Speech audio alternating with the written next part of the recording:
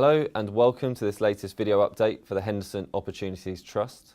Today I'm joined by the co-fund manager, James Henderson. James, thank you very much for joining me today.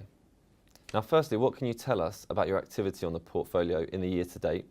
Have there been any new positions sold, trimmed or topped up? Yes, there's been activity. The current market, real opportunities are being thrown up, and we hopefully are building up a diverse collection of them. At the same time, on the selling, there has been takeover activity. So something like Dairy Crest, which was in the portfolio, has been bid for, and we've used that to sell the holding. Provident Financial has been bid for, and again, we've used some of that and sold down the position a bit. On the buy side, it's a variety of things. Some at the big end, like Direct Line. I think it's operationally going well. Direct Line. There's been management change, and a company like that is changing, and it's changing in a very positive way. The other end, in the small companies, there's real opportunities. Some companies are being forgotten and being kicked out of people's portfolio, and that gives us the good entry prices. Some of them are really good quality companies. During this period, we've started a new holding in something called Creo Medical, for instance, a medical supply company that is growing very fast. So it's an exciting time. So the amount of money that the trust has borrowed, which we call gearing, has come up in the year to date. So what's the story there?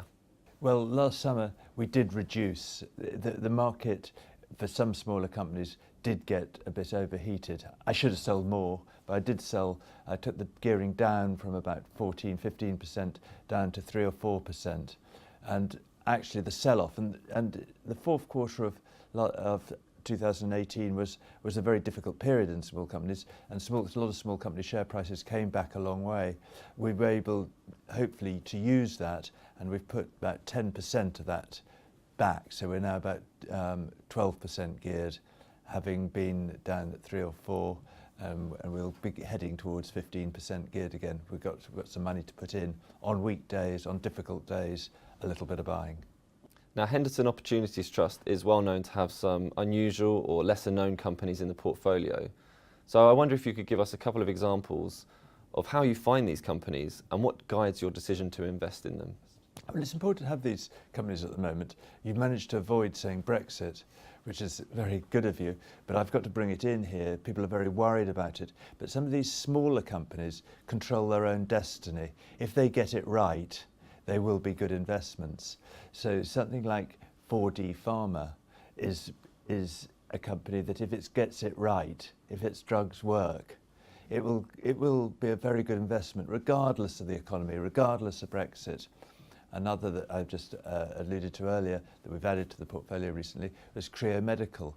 If hospitals appear to be buying their kit, they are buying their kit. If that really gains traction, it will be a very exciting investment in a medium-term view.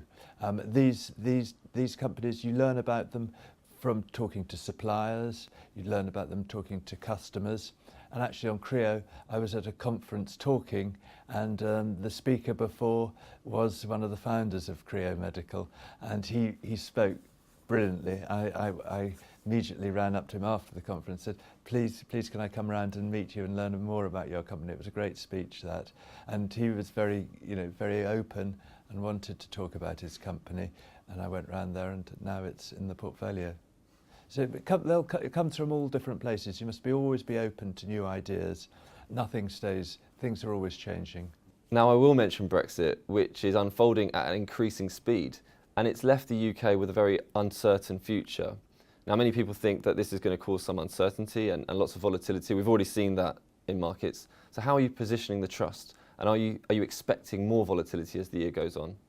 I think I don't make any big calls like that. We're focusing on stocks, thinking about companies that will get through whatever thrown at them. If a company is excellent and it's got excellent products, it will be all right. Brexit, there may be turbulence in places. It may be difficult for certain companies, but as long as your product is good, the service you provide is good, you'll get through this. We could be overplaying the problems The press love it.